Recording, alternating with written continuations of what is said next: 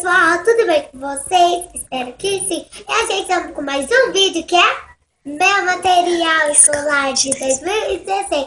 E esse vídeo tá meio atrasadinho. E tá no canal da Nica Brau. Se vocês querem ver esse vídeo, vem com a gente. É uma chulé assim, na Melody. E agora eu vou mostrar o que tem dentro. Aqui, ó. Deixa eu abrir já. Pegando. Esse caderno de matemática. Que tem que ser em brochura. É. Esse é o de História, Geografia e Ciência. E tem outro na escola. É, que é de... Eu tenho essa dura aqui, ó. Essa da moranguinha que é mole. Ai. E essa rosa também que é mole. Eu tô com meu caderno de caligrafia. Nossa, o jeito que é. Porque tá escrito E as aulas já começaram, tá, gente? Ó. Agora na frente que eu vou mostrar. Aqui, ó. Como é que tá? Aqui é a agenda. Tá com o nome, técnico. O meu kit de figurinha que eu tenho aqui, ó. Vou pôr.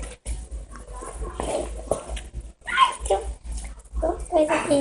Ah. Fala o que é. Ah, esse aqui é meu. Um carimbo. É carimbo. Eu tenho esse marca-texto. Essa caneta. E agora é a hora do estudo. Pegar o dois. Antes vamos começar com esse pra estudar, porque sério. Eu tenho um monte de lápis de cor. Ó. Olha isso. Vou jogar tudo. Melhor. Esse é apontador. Esse lápis de escrever. Essa outra. Lápis de escrever. E um monte de lápis de cor. Uma tesoura. Vamos ver. Uma cola. Uma borracha. Agora vamos para o outro sonho.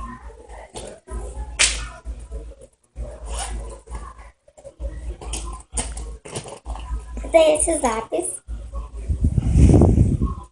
Aí também tem aquele lápis de cor. Aqui também. Do lado.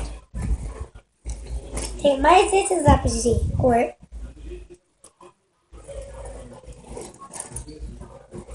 E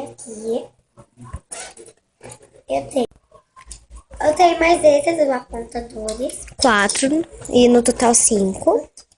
Lápis azul que é do outro lado. Aqui, ó. Uma caneta. Eu tenho mais uma caneta e um lápis de escrever. Mais uma. Gente, se vocês gostaram desse vídeo, curta, comenta e quem não é inscrito, se inscreva. Espero que vocês tenham gostado. Um beijão!